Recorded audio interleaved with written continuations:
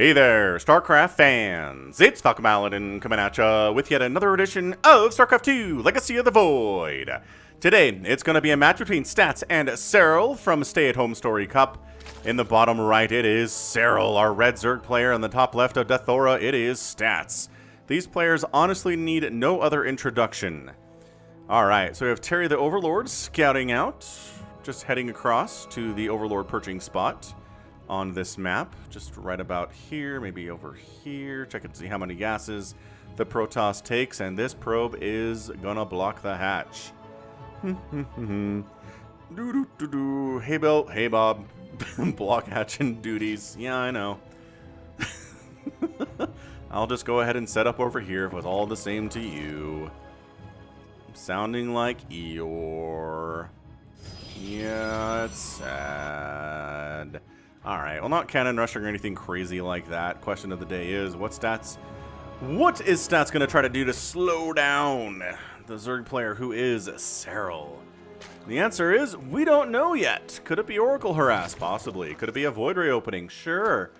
Could it be going for an Adept attack? Yep. There are a lot of things on the list, a lot of options for Protoss of what they can do here to try to slow down a Zerg player with incredible, disgusting elite macro skills like Serral has. Those are some of them. Maybe more than one. Who knows? On the other side, what is Serral going to do here? Well, a lot of what he's going to do is in reaction to what Stats is going to do. Serral is a reactionary player. That's how Zerg is designed. You can be very aggressive with Zerg, but the best way and the most optimal way to play it is just kind of deal with whatever your opponent is doing, tech switching in and out of stuff, defending, getting up to a huge number, and just wiping out bases one by one as your opponent slowly starves to death. That's the model. It's not like my preferred play style, but that's how Blizzard designed the race in StarCraft 2. And that's what you kind of got to do if you want to be as good as Serral is, you know? Anyway, Cybernetics Core coming in. And once that's done, then we'll get to see what the plans are for Stats here. The answer is a Stargate. Ready for it? I feel it in my blood that it's a Stargate. Hey, a Stargate! We made it, everyone. So again, this is a Patreon cast on patreon.com/FalconPaladin. For those of you who support me on that page for at least $1 a month, I really appreciate it. You get to see it on the week of August the 12th, a full month before anybody else. And if you're watching this on YouTube, hit that like button, hit that subscribe. I'm here 5 times a week with StarCraft 2 content. And, yeah. Alright, so scouting probe with a mouthful of stolen minerals, coming back home triumphant. This Ling got in? Oh man, scouting the Stargate. Not really a big deal, but hey, scouting the second level of tech after the Cyber Core is, you know, pretty darn useful. And it's going to be an Oracle. Ready for it? Stats is old school. He likes Oracles. And it is, in fact, a Void Ray. Dang it. Dang it, Stats. You're making me look bad over here. My prediction skills were so on point until now. So it's a Void Ray. So the nice thing about the Void Ray is you can kill the Overlord. You can defend a third base with a Void Ray against a good number of Zerglings forever. And that's the thing. Like, a lot of Protoss have gotten kind of greedy with this, right? Where they take a quick third with defending with unadept and like a Void Ray. That's literally all they have over here, and they can defend pretty well. So that is why Zerg players have taken to these kind of 3-base Roach Ravager Queen all-ins to destroy and punish greedy Zerg or Protoss players. But a good Protoss player will also try to make some ground army here, right? We'll try to get up some Colossus, try to research Storm, maybe get some Disruptors out, and then when the Zerg player is dealing with all of that, then you transition into Skytoss, and then the Zerg's like, well, the German taxi window is over now. Can't do it, can't really slow this train down, gotta deal with it as it is. So we'll see if that's what Stats does. Or if he just sticks with the ground Protoss stuff that is also very good, but something the Zerg players don't seem to struggle against as much. Oh, yeah. Oh, yeah, second Stargate coming in. We do have an Oracle. At least there was an Oracle in production. Where is it? Oh, here it is. I guess we'll name it. Sure. This Oracle's name is LFTR. This Oracle is powered by a liquid fluoride thorium reactor. With the reactor plans made public, the first thing the Protoss did was put it in a ship. As the humans found out later, this was a bad idea, but at least it made for an excellent source of power for everything else. Alright. LFTR getting some drone kills. Nice. 3 drone kills. And it wasn't even an Oracle first play. Nice. Like, that's just how good stats is at this game. You can take in, like, suboptimal strategies and make them work and get good stuff done with them. Twilight Council on the way. Another Void Ray coming in. This could be maybe some Void Ray harass, but it really feels like these Void Rays are here for defensive purposes, like shooing away Zerglings and whatnot. Man, they're so fast. They're so fast. I haven't complained about this recently, but man, when Blizzard was like, okay, final balance patch of StarCraft 2, maybe ever, Void Rays they move faster, and they're cheaper, and they build more quickly. Enjoy! Bye! I was like, oh, why did you make Void Rays so good? It's just like a throwback, man. It was a throwback to the olden times. Void Rays and Wings of Liberty were so good. Do you remember when Void Rays, the longer they held a beam on something, the more it charged up, the more damage it did? Do you remember when that was the model? I do. It's still available in the campaign a little bit. But it is not how the Void Ray works now, that's for sure. They totally reworked it. Well, to a certain extent. It's still... he's still energy beam based, but charge coming in for them Zealots. Void Ray count is not increasing. We're actually working on a Templar Archives, a couple more Warp Gates coming in, plus 1 attack for ground. So yeah, this is good stasis. Couple, 3, 4, ooh. 1, 2, like 3 drones die. And look at this queen bugging out too. Oh, it was bugging out. The Oracle, no, the Oracle did not die. 6 kills on this Oracle and a stasis tossed down. Definitely paying for itself. Hydralisk Den coming in, Baneling Nest on the way to 4th base up, and really, other than the Oracle harass, there's really not been much going on this side of the Zerg map. Watch these Lings. They just, they're scouting Lings. I don't know what they expect to accomplish at all at this point. Like, maybe they, oh, they catch, okay, so they catch a just starting up Nexus and kill a probe. No Zerglings die. Free damage, everybody. Do you want to fight against these Zealots before they have charge? Probably. No? Alright, Ling's going home. Creep spread pushing up the left side, pushing up the right side, pushing up the middle side. Creep spread on all of the paths. Immortal Archons in production. Hydralisk coming into here too. So Hydraling Bane pretty good against Immortal Archon Zealot. Which... no Storm? Hang on. Upgrades say... no Storm. Interesting. It's like a Void Ray Zealot Archon thing here with an Adept that was just made early for scouting. Isn't really like part of this composition officially. Storm did get started after I said there was no Storm. Because, yeah, what Protoss player is ever going to be like, well, I'm playing against Serral, I don't need Storm, let's skip it entirely. It seems like a real dumb idea. Warp Prism tried to get some Zealot drops over here, but the Queen count was just absolutely too high. So Warp Prism going to come in and join its friends here in the middle here. A Hive on the way from Serral. Resources lost, fairly negligible. I mean, Serral has lost some Lings and a couple Overlords and Overseers and a couple drones, but 1,000 resources lost at 8 minutes is pretty darn acceptable. So yeah, Hydraling Bane. Centrifugal Hook's almost done. +1 melee attack coming in here too. With +2 melee attack, you can one-shot a probe with a Baneling. So that's a good upgrade to get. Zealots with speed are so fast. So fast.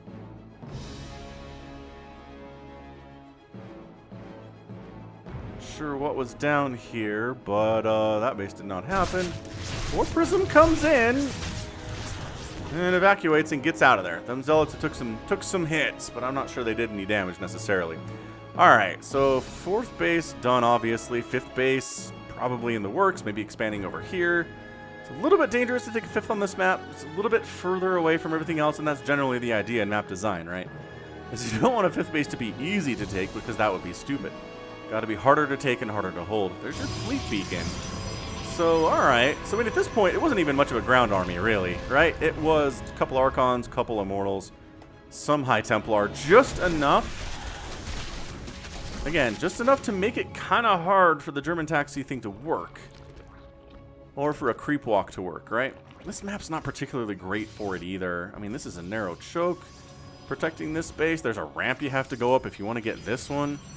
So, maybe not even super viable on this map regardless. Ultralisk Cavern coming in. Double Spire on the way, all the way across the sky. He knows Serral knows he's going to need some of them corruptors. Overseer says, alright, Void Ray count. Sure, we already knew about that. We knew about the Archons and the Immortals. This Overseer says, aha, Fleet Beacon. And more Stargates, eh? And more Gateways, though. Throw him off the scent. Throw down some Gateways. Try to confuse him.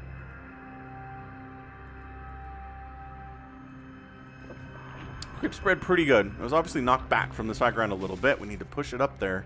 There you go. Push it up. Push it up.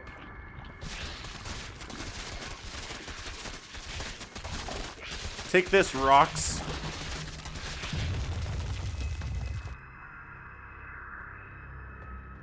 Sixth base coming up here. Zealots are going to try to knock it down. There's 4 of them.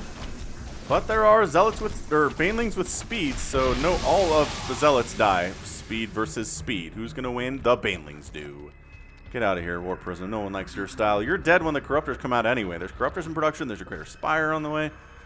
4 carriers on the way here too. And Chitinous Plating, Adrenal Glands. Just, we are in the late game, everybody. And this is StarCraft 2 these days. 10 minutes is late game. Tier 3 units, Tier 3 upgrades coming in for those units. 6th base coming in peace here from Serral. Handful of Lings and Banes to save it. And again, not even wasting Banelings on them. Ling Hydra is definitely enough here. Don't even worry about it. +1/+1 for everything on the ground here for Serral right now. +2 ground weapons and +1 air weapons is complete for stats. Working on +2 air, working on shields. So Serral's gotten a little bit bored, I think. He's going for it. He's coming in. Lings first. Banelings kill the Adept. Get through the wall. Ah, the storms, though. Never mind. We're not getting through the wall. Psionic Storm, decent spell. Decent unit, indeed. Anabolic Synthesis for the Ultralisks coming in. Additional Corruptors here, too. Army composition. Yeah, man, Stats got where he wanted pretty quick. He didn't have to invest much into that ground army other than what he wanted for his ground army anyway, which is Immortals to deal with the Ultralisks, High Templar to deal with everything else, and, like, some Archons, I guess, for the Corruptors mostly. That's what the Void Rays are for, too, though. So we've got, it's complicated composition, but it's going to work very nicely here against the Zerg. We'll see. I mean, it's Serral, though, so who knows? No guarantees. Spores trying to take down these Interceptors as well as they can. Immortals getting rid of the static defense. Broodlords raining down a little bit. Storm and feedback getting tossed down on the Zerg army at the same time. Archon getting into the midst, trying to kill a couple of these drones. This is brutal right now. But the counterattack of Ultralisks and Hydralisks into Stats 5th base might force a recall, or we just might base race this thing from here, depending on how things go. Yeah, so this base is dead, and actually Serral's coming home to help deal with this, doing his best. I mean, Stats is just rampaging right now. The Hydras are trying to attack, but obviously the Storm was weak, specifically on them. Feedback on the Queens?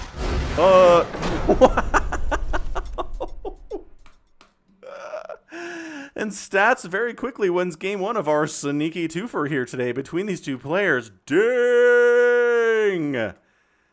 That was insane. I do feel like that was a trick, right? I feel like that was Stats going, hey, look at me going for ground stuff. I'm not going Sky Toss at all. Nope. I have a couple Void Rays, but your Hydras can handle those. And then just hard into carriers. I mean, I don't think a single carrier, okay, 1 carrier died today. That's not enough if you're going to beat it. And yeah, just rampage directly in here, and Serral just had no answer. None whatsoever. Okay, so game 1 is kind of literally just Stats getting his composition up as fast as he can and walking over and killing Serral. Who saw that coming? Not me, to be honest with you. Even though I knew this was a sneaky twofer, I'm still surprised by that result. So we'll see if in game 2 Serral can be a little bit better, but I'm not feeling particularly great about that. But who knows? Check it out. I'll be right back. Game 2 of our sneaky twofer is here on Pillars of Gold. Top right, it is Stats. Bottom left, it is Serral. Okay, so after game 1, I think Serral is going to be scouting a little bit harder, maybe. I don't feel like Stat strategy is unbeatable, but wow, it sure looked that way, didn't it? Alright, so again, blocking off the hatch with this probe, using another probe to throw down a pylon, and then a gateway, and then a nexus, and 2 gas on a cyber core, and standard opening again here from stats. And, oh, hang on a second. Hang on a second. Nope, not enough. Not even close. And are there maps where you can actually just take your 16 hatch? Not convinced there are, to be honest with you. So, pachink, there it is. Third base coming down as the natural, as is tradition. Again, hit that like button if you haven't already. If you're a Protoss fan, you're probably pretty happy about that. I do actually see people leave comments sometimes where they're like, my favorite race lost, you get a thumbs down. And it's like, wow, okay. That's fair. I've never interacted with a video that way before, but I understand the anger at your favorite race losing and needing to take that out on something, so it's cool.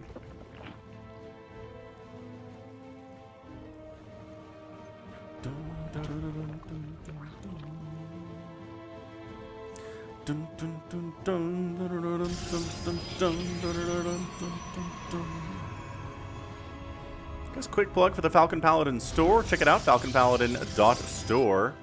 Place to pick up Falcon Paladin merch, including hats and t-shirts and pillows and all sorts of great stuff. Hoodies, depending on what weather it is, where you are. If you're in the southern hemisphere, it's pretty slow. Cold. And if you're in the northern hemisphere, it is roasty toasty. I'll give you that much.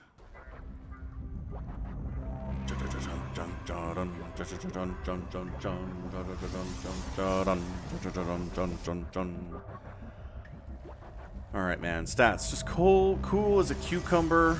Always just ready to go with whatever. He has a plan. He executes it perfectly. And then it's kind of up to you to deal with it, you know? I wonder if Serral will put a little bit more pressure on stats this time. It's hard to do, though. It is hard to do. Like, Protoss has some really good defensive options. And stats map awareness is usually good enough that you try to Nidus him, it's just not going to happen. I don't know. Serral's got a few tricks up his sleeve as well. So, gonna creep spread with the main queen first. Usually that's the natural's job, but since the natural doesn't exist yet, that duty goes there, and same thing over this way. Actually, no, injecting here, and then gonna throw down a creep tumor at that point.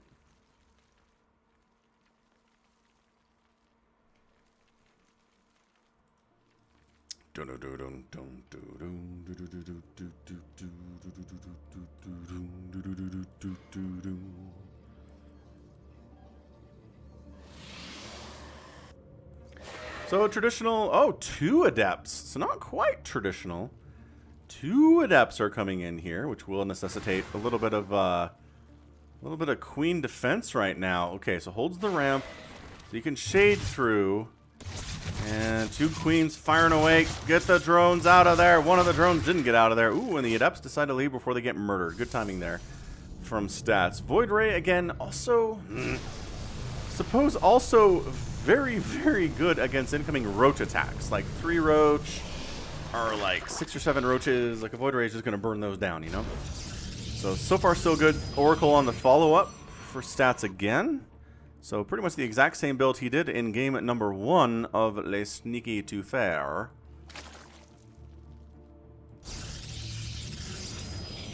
Twilight Council coming in.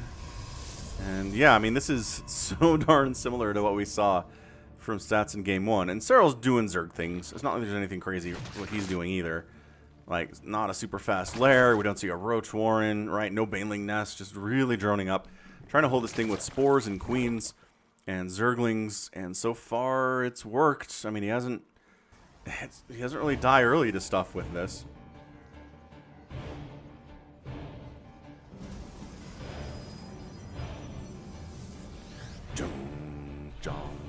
Oracle gets 1 kill this time, cruises out of there, has 16 HP, gonna be hard to sneak in. See, third base, 2 adepts and a Void Ray, man. That is it. No cannons, no shield batteries. 2 adepts and a Void Ray, and you can take a third base. Good unit the Void Rays are. Ooh, we do have... Okay, this is a swap here. Resonating Glaives coming in, increasing the attack speed of the adepts by 40% or 45%, something crazy like that. It's a massive, massive increase. Is this really... We're going to try to go for... Oh, an adept Void Ray attack. Ah... I kind of love it. Although we're not doing many Void Rays. It is, in fact, just the one. Did you actually sneak in there again? Okay, no kills, though. No kills, just throwing down Revelations, trying to see the lair timing, and does actually manage to catch it.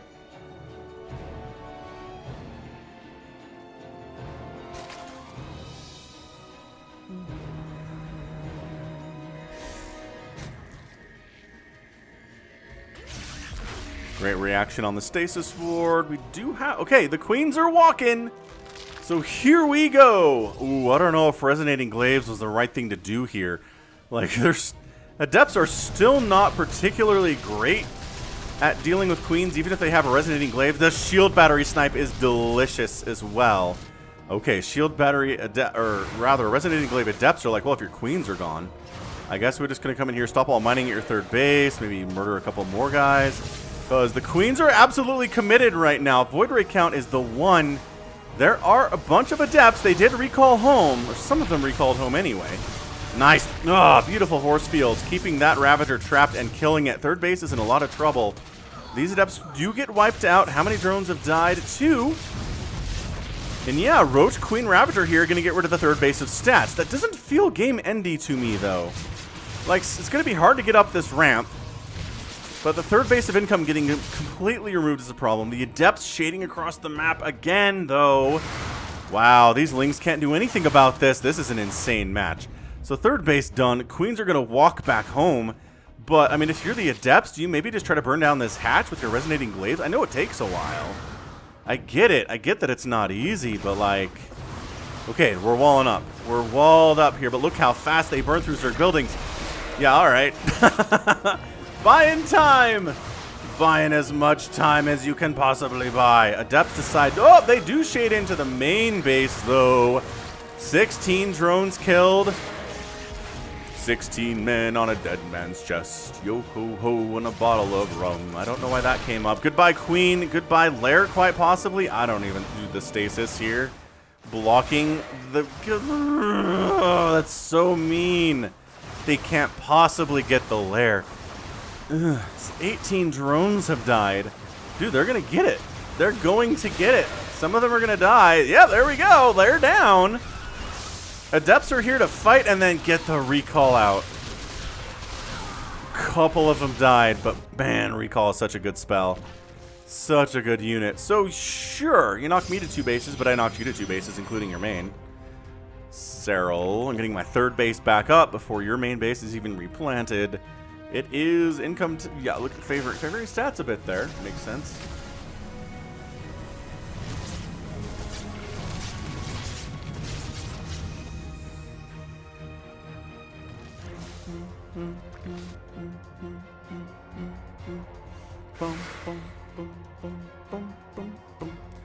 I don't see it. I don't see this writing on the wall wherein Serral is able to win this thing. He's got this Roach Ravager army. It's a good size, 79 to 53. But a lot of Stalkers are here. They're very good against Roaches and Ravagers in the hands of a competent Protoss, which, I mean, stats is beyond competent, so that's not even a question, you know? Remember what I said about Void Rays and Roaches? Remember what I said about Void Rays dying to Queens? So we're out of Void Rays. Interesting, interesting. It was only the one, though, right? It was only the one.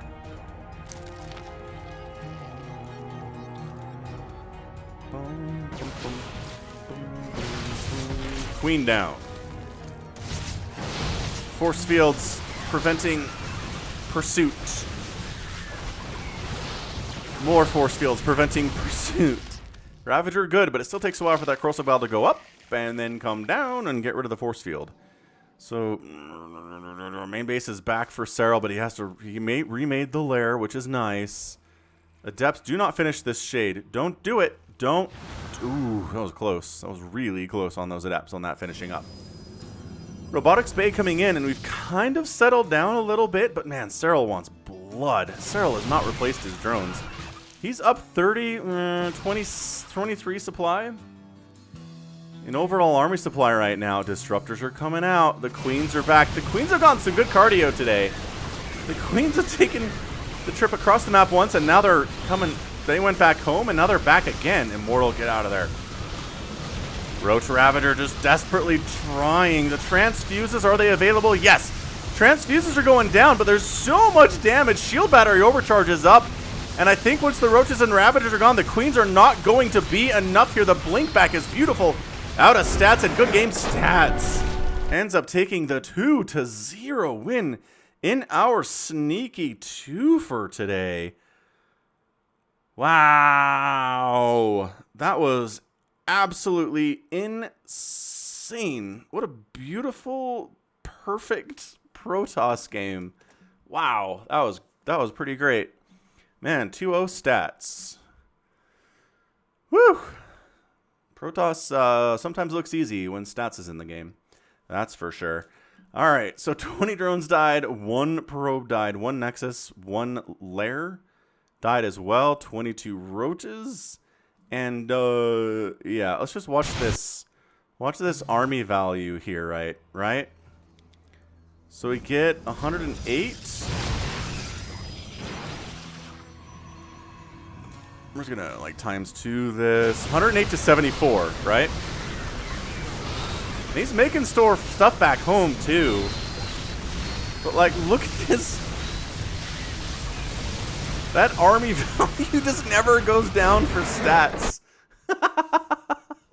He's at 74 at the start of the fight, and he's at 74 at the end of the fight, and Serral's gone from 108 to 57. Shield Battery, good unit. Immortals, good unit. Stalkers, great units. Oracles, it's all that. Flawless victory, man. 8,000 resources to 4,000. That tells you a lot of the story. All right, good. Great stuff. So that right there is going to be it for me today. This has been Falcon Paladin coming at ya with yet another edition of StarCraft 2 Legacy of the Void. Go ahead, hit that like button, hit that subscribe if you like what you saw and what you heard today. You can also catch me on Twitter, Facebook, Patreon, and Twitch, all at /Falcon Paladin. And until next time, as always, thank you so much for watching, and you take care of yourself.